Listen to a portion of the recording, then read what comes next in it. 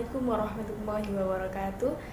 Perkenalkan, nama saya Alfia Zulfi Salsabila, NIM 1911014 dari jurusan Pendidikan Agama Islam Fakultas Ilmu Tarbiyah dan Keguruan Universitas Islam Negeri Maulana Malik Ibrahim Malang.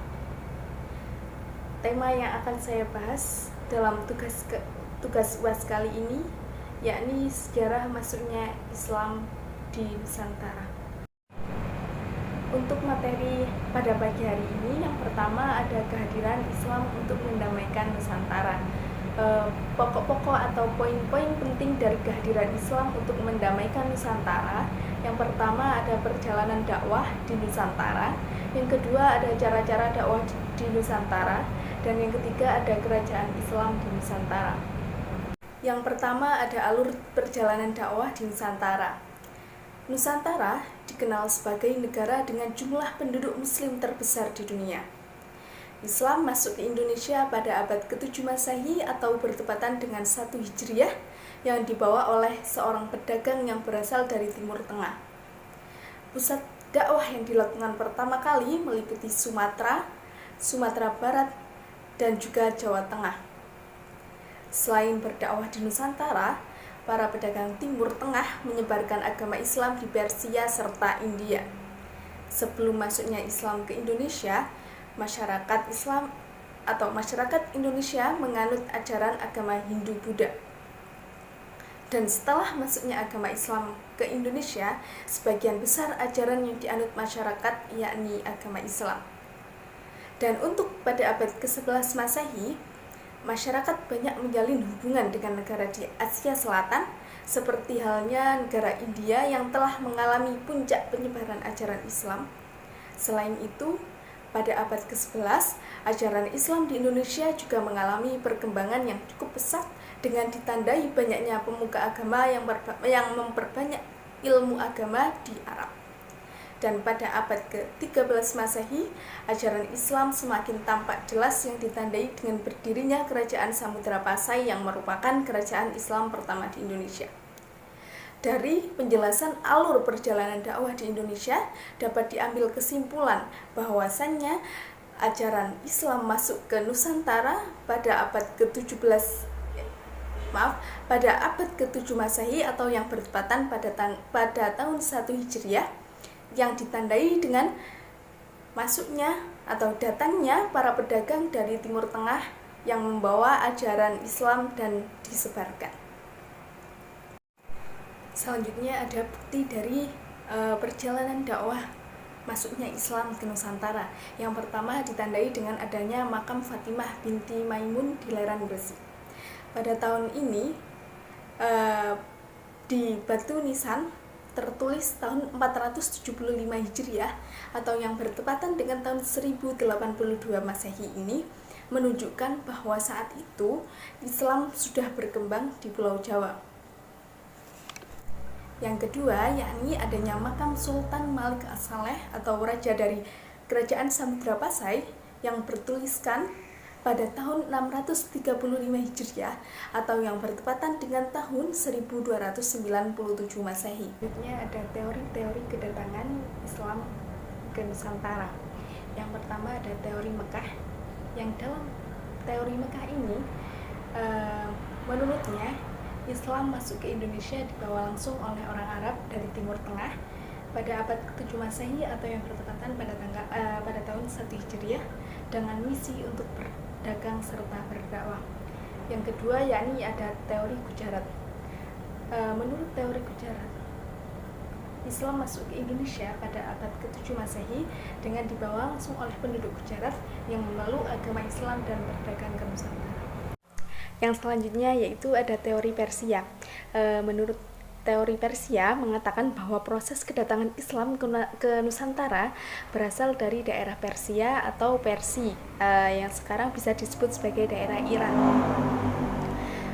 Sebagai buktinya, dalam hal ini ada kesamaan budaya dan tradisi yang berkembang antara masyarakat Persia dan Nusantara. Tradisi ini seperti halnya merayakan 10 Muharram atau yang biasa disebut dengan Asyura. Selanjutnya yaitu ada teori Cina, yaitu menurut teori Cina, proses kedatangan Islam ke Nusantara khususnya di tanah Jawa berasal dari para pedagang Cina.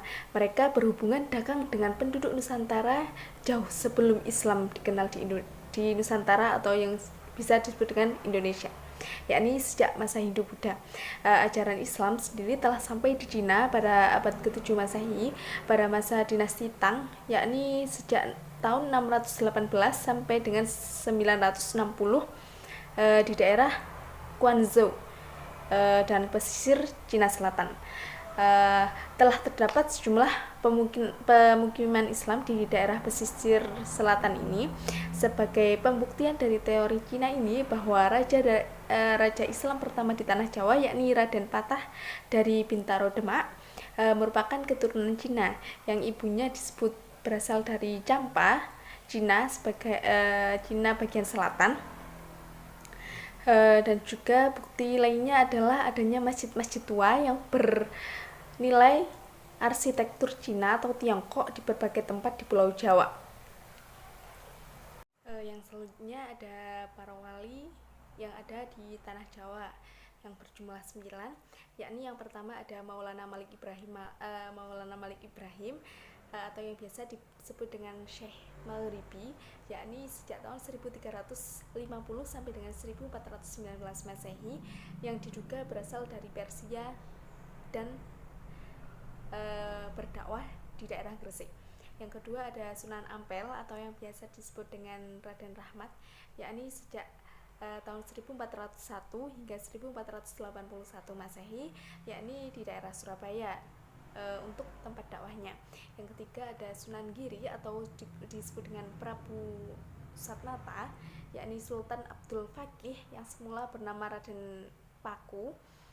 Itu sejak pertengahan abad ke-15 hingga awal abad ke-16, yakni berdakwah di daerah Bukit Giri di daerah Gresik. Yang keempat ada Sunan Bonang atau yang disebut dengan Raden Maulana Maktum Ibrahim.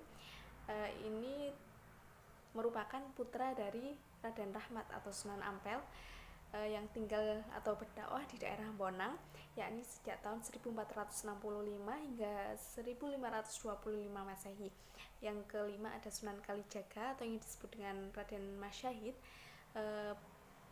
yakni berdakwah pada akhir abad ke-14 hingga pertengahan abad ke-15. Selanjutnya yakni ada Sunan Derajat, yakni berdakwah di daerah Lamongan pada tahun 1470 hingga pertengahan abad ke-16 Masehi. Yang ketujuh ada Sunan Kudus atau yang disebut dengan Ja'far Shadiq. Ini berdakwah di daerah Kudus pada abad ke-15 hingga 1550 Masehi. Selanjutnya ada Sunan Muria. Beliau ini berdakwah di daerah Gunung Muria, Jawa Tengah pada abad ke-15 hingga ke-16 Masehi. Dan yang terakhir ada Sunan Gunung Jati. Beliau berdakwah di daerah Cirebon atau yang bisa disebut dengan Syarif Hidayatullah, berdakwah sejak tahun 1448 Masehi hingga 1570 Masehi. Cara-cara dakwah atau penyebaran Islam di Nusantara yakni ada 5. Yang pertama ada perdagangan. Proses penyebaran Islam melalui jalur perdagangan dilakukan oleh para pedagang Muslim pada abad ke-7 sampai abad ke-16 Masehi, yang mana para pedagang tersebut berasal dari Arab, Persia, India, Johor, dan juga perdagangan saat itu menghubungkan Asia Barat, Asia Timur, dan juga Asia Tengah.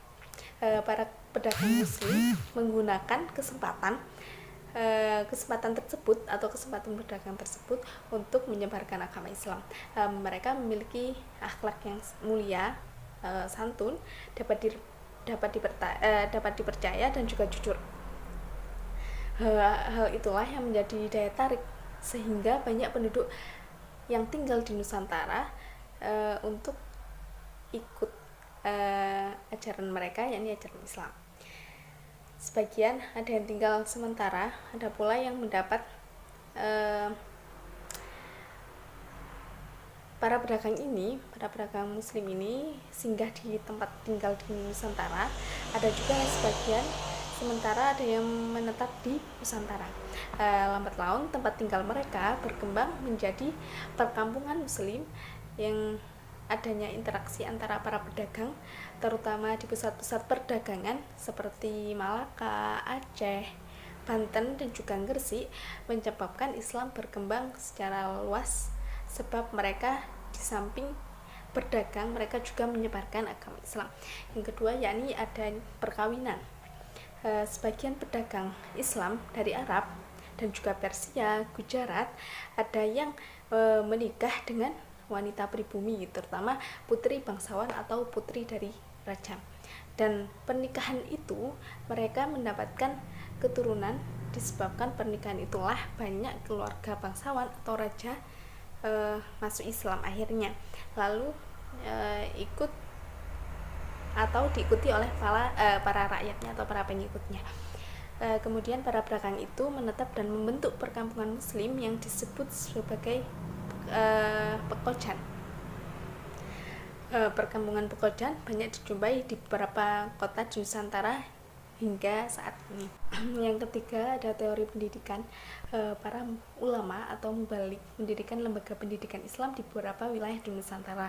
Lembaga pendidikan ini berdiri sejak pertama kali Islam masuk di Nusantara.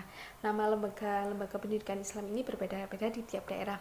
Misalkan di daerah Aceh, lembaga pendidikan Islam ini dikenal sebagai Meunasah, Dayah, dan juga Rangkang. Untuk di daerah Sumatera Barat dikenal adanya Surau, dan juga di Kalimantan dikenal sebagai Langgar. Daerah Sumatera untuk sementara di daerah Jawa dikenal sebagai pondok pesantren. Di sanalah berlangsung pembinaan, pendidikan, dan kaderisasi bagi calon kiai atau calon ulama yang mereka tinggal di pondok atau asrama dalam jangka waktu tertentu menurut tingkatan kelasnya.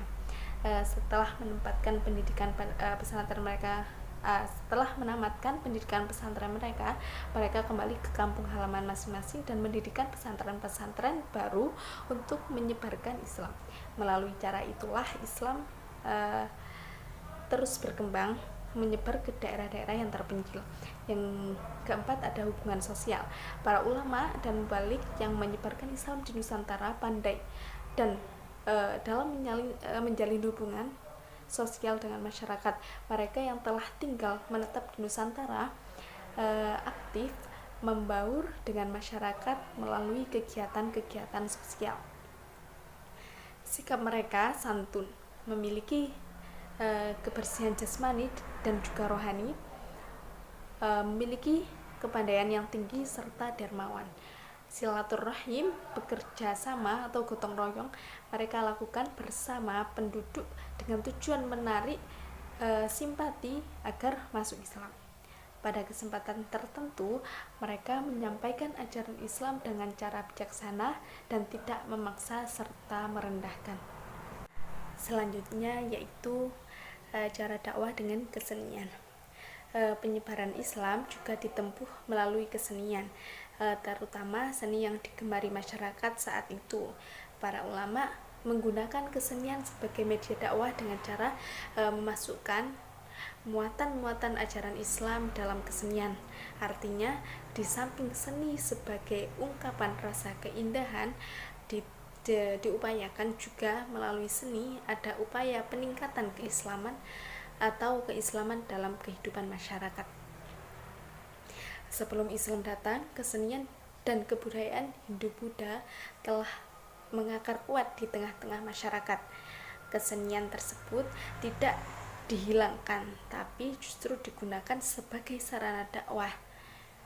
Cabang-cabang seni yang dikembangkan para penyebar Islam di Nusantara yakni seperti seni bangunan, seni pahat dan seni ukir, seni tari, seni musik, seni suara, dan seni pertunjukan dan seni sastra. Pada seni bangunan misalnya masjid, mimbar, dan ukiran-ukirannya masih menunjukkan motif-motif seperti yang terdapat pada candi-candi Hindu dan Buddha. Motif tersebut dapat dilihat pada Masjid Agung Demak, Masjid Agung Kesepuhan di Cirebon, Masjid Agung Banten, dan juga Masjid Baitur Rahman di Aceh. Demikian pula dengan seni pertunjukan wayang kulit, mereka tidak pernah meminta upah untuk menggelar pertunjukan. Penonton atau pengunjung gratis menyaksikan pertunjukan tersebut. Mereka hanya diminta agar mengikutinya dan mengucapkan 2 kalimat syahadat atau biasa disebut dengan syahadatain. Dengan demikian, para penonton telah masuk Islam. Selain itu, sebagian besar cerita wayang kulit yang diikuti dan dari cerita Mahabharata dan Ramayana juga disesuaikan atau dimasuki dengan nilai-nilai ajaran Islam. Demikian yang bisa saya sampaikan. Mohon maaf jika ada kurang dan lebihnya.